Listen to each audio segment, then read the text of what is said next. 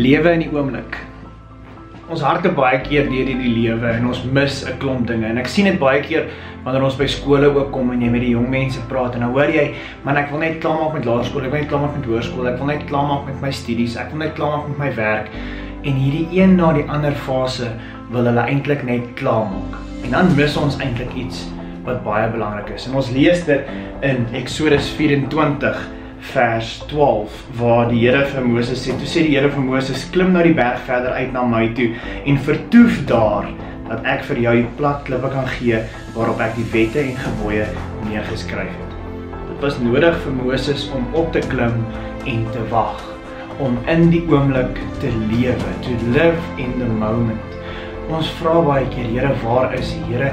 Hoekom hoor ek nie die stem nie? Here, hoekom weet ek nie wat om te doen nie? Partykeer is dit net nodig dat ons stop. Partykeer is dit nodig dat ons stop en luister. Laat ons sal vertoef by die voete van die Here. Mag jy hierdie week bietjie net tyd vat om te vertoef. Mag jy hierdie week net bietjie tyd vat om te gaan sit en te wag en te hoor wat die Here vir jou wil sê.